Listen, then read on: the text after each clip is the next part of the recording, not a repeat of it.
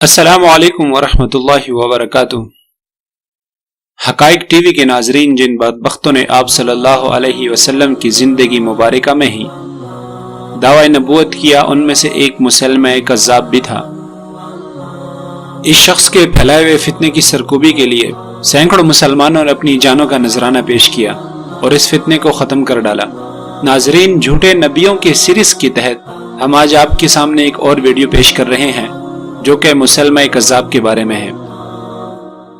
ناظرین، اگر ابھی تک آپ نے ہمارا چینل سبسکرائب نہیں کیا تو ہمارا چینل سبسکرائب کریں اور اس کے ساتھ گھنٹی کا نشان ضرور دبائیں تاکہ آپ کو ہماری نئی آنے والی ویڈیو کے بارے میں خبر ملتی رہے۔ ناظرین، مسلمہ کذاب کا تعلق یمامہ سے تھا۔ یہ کذاب یمامہ کے لقب سے بھی مشہور ہے۔ اس کی خود ساختہ نبوت کا فتنہ کافی عرصے تک رہا، جس کو بڑے بڑے صحابہ کرام نے اپنی جانوں کا نذرانہ دے کر جڑ سے اکھاڑ دیا۔ جس وقت اس شخص نے نبوت کا دعویٰ کیا تھا، اس وقت اس کی عمر 100 سال سے زائد تھی۔ ناظرین، ایک دفعہ مسلمہ نے دربار نبوی میں حاضر ہو کر آپ صلی اللہ علیہ وسلم سے عرض کیا کہ مجھے اپنا جانشین مقرر فرمائے۔ اس وقت آپ صلی اللہ علیہ وسلم کے سامنے کھجور کی ٹہنی پڑی تھی۔ آپ صلی اللہ علیہ وسلم نے اس کی طرف اشارہ کر کے فرمایا، اے مسلمہ، اگر تم امر خلافت میں مجھ سے یہ شاخ خرما بھی مانگو تو میں دینے کو تیار نہیں۔ یہ جواب سن کر مایوس لوٹ گیا۔ جب آپ صلی اللہ علیہ وسلم کے دربار سے مایوس مسلمہ کذاب یمامہ واپس لوٹا تو اس نے اہل یمامہ کو جھوٹی یقین دہانی کرائی کہ محمد صلی اللہ علیہ وسلم نے اسے اپنی نبوت میں شریک کر لیا ہے، اور اپنی من گڑت وحی اور الہام سنا کر لوگوں کو اپنا ہمنوا اور معتقد بنا لیا۔ جب آپ صلی اللہ علیہ وسلم کو اس کی اطلاع ہوئی تو آپ صلی اللہ علیہ وسلم نے اس کے ہی قبیلے کے ایک بااثر شخص نہار کو یمامہ کی طرف روانہ کیا تاکہ وہ مسلمہ کو سمجھا بجھا کر راہ راست پر لے آئے، مگر یہ شخص بھی یمامہ پہنچ کر مسلمہ کذاب کا معتقد بن گیا اور لوگوں کے سامنے اس کے شریک نبوت ہونے کی جھوٹی تصدیق کرنے لگا۔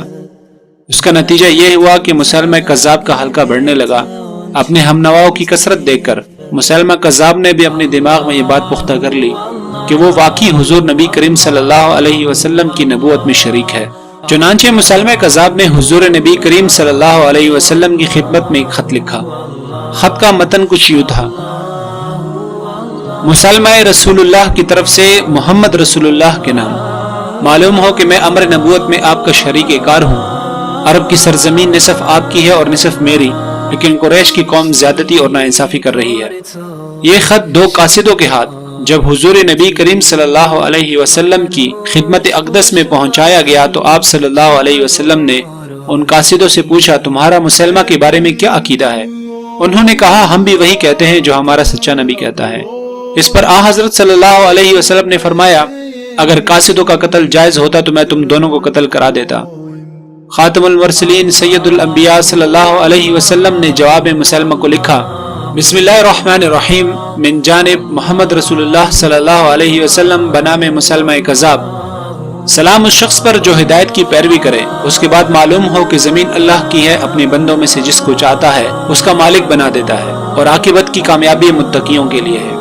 حضرت صلی اللہ علیہ وسلم کی حیات مبارکہ میں یہ مسئلہ کسی نہ کسی طرح چلتا رہا، مگر آپ صلی اللہ علیہ وسلم کے وصال پاتے ہی مسلمہ کذاب نے لوگوں کو اپنے دین اور جھوٹی نبوت کی طرف راغب کرنے کے لیے ایک ایسے عامیانہ اور رندانہ مسلک کی بنیاد ڈالی جو عین انسان کے نفس امارہ کی خواہشات کے مطابق تھا۔ چنانچہ اس نے شراب حلال کر دی، زنا کو مباح کر دیا، نکاح بغیر گواہوں کے جائز کر ڈالا، ختنہ کرنا حرام کر دیا، ماہ رمضان کے روزے اڑا دیے، فجر اور عشاء کی نماز معاف کر دی، قبلہ کی طرف منہ کرنا ضروری نہیں، سنت ختم، صرف فرض نمازیں پڑھو۔ ان کے علاوہ اور بہت سی خرافات اس نے اپنی خود ساختہ شریعت میں جاری کر دی۔ چونکہ یہ سب باتیں انسانی نفس امارہ کے عین مطابق تھی، اس لیے کم عقل لوگ اس پر ایمان لانے لگے۔ اس کا اثر یہ ہوا کہ ہر طرف فواحشات اور عیش کوشی کے شرارے بلند ہونے لگے اور پورا علاقہ فسق و فجور کا گہوارہ بن گیا۔ حقائق ٹی وی کے ناظرین، اس شخص کے بارے میں اور بھی بہت ساری باتیں مشہور تھی۔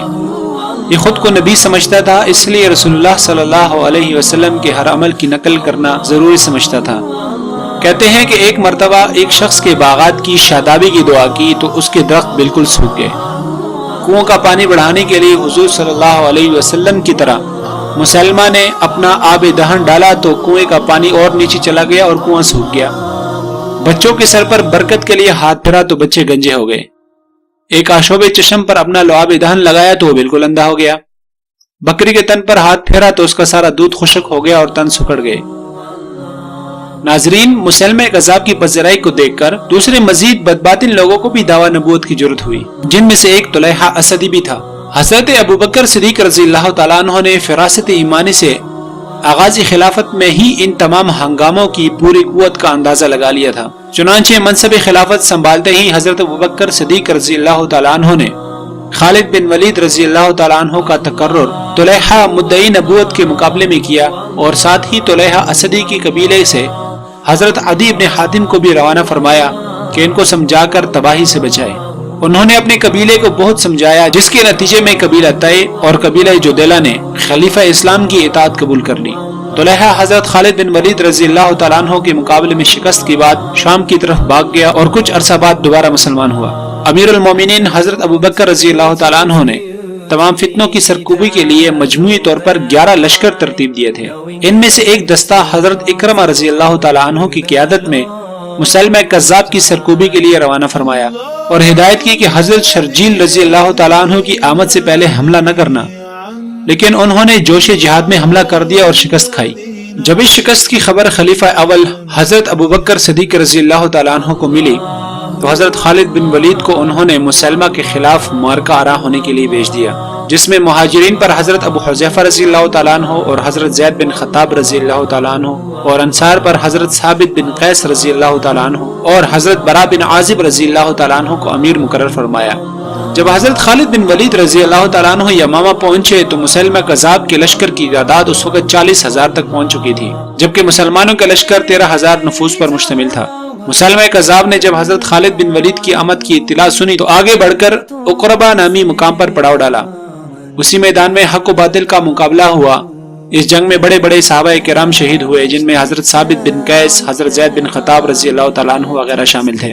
مسلمہ اس جنگ کے دوران ایک قلعہ میں بند رہا، مگر لشکر اسلام نے قلعہ کے دروازہ توڑ کر حملہ کر دیا اور حضرت حمزہ رضی اللہ تعالیٰ عنہ کے قاتل وحشی رضی اللہ تعالیٰ عنہ نے جو مسلمان ہو چکے تھے اپنا مشہور نیزہ پوری قوت سے مسلمہ پر پھینک دیا، جس کی ضرب فیصلہ کن ثابت ہوئی اور مسلمہ زمین پر گر کر تڑپنے لگا۔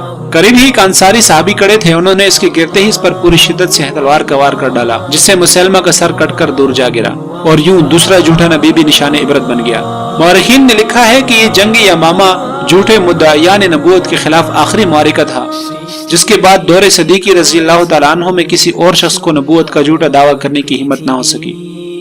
ناظرین، آپ کو بتاتے چلے کہ مردوں کے ساتھ ساتھ ایک خاتون بھی ایسی ہے کہ جس نے نبوت کا جھوٹا وعدہ کیا تھا، جس کا نام سجاح بنت حارث تھا۔ اس کے بارے میں انشاءاللہ ہم اگلی ویڈیو میں آپ کے سامنے پوری تفصیل پیش کریں گے۔ تب تک کے لیے اللہ حافظ۔